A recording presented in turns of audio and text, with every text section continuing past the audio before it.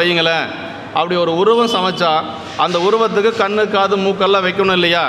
இருக்கிறதுலையே ரொம்ப உயர்ந்த ஒரு பொருள் எதுன்னா கண்ணு தாங்க. என்ன உறுப்பு வேணாலும் கொஞ்சம் குறைபாடு இருக்கலாம், ஆனால் கண் இல்லாமல் நம்ம இருக்கவே முடியாது இல்லையா? இன்னொன்று என்னென்னா, நமக்கு இருக்கக்கூடிய அங்கங்களில் நமக்கு இருக்கக்கூடிய பொறிகளில் சென்று பற்றக்கூடிய ஆற்றல் கண்ணுக்கு மட்டும்தான் இருக்குது. இப்போ காது வர்றதை மட்டும்தான் கேட்கும், மூக்கு வர்றதை மட்டும்தான் நுகரும், வாயு ஏதாவது கொடுத்தா தான் சாப்பிட முடியும், நம்ம உடம்பு ஏதாவது பட்டாதான் உணர முடியும். ஆனால் கண்ணு மட்டும் என்னென்னா, எவ்வளவு தூரத்தில் இருந்தாலும் சென்று பற்றக்கூடிய ஆற்றல் கண்ணுக்கு மட்டும் உண்டு. ஏன் அந்த ஓமை சேக்கிழார் பெருமான் சொன்னார் அப்படின்னா, இந்த 2 பேரும் தான் ஆலயங்கள் தோறும் சென்று சென்று நம்முடைய சைவ சமயத்தை பரப்பிய பெருமக்கள். அன்றைய காலகட்டத்தில் சமண இருள் சூழ்ந்திருந்த ஒரு காலம்.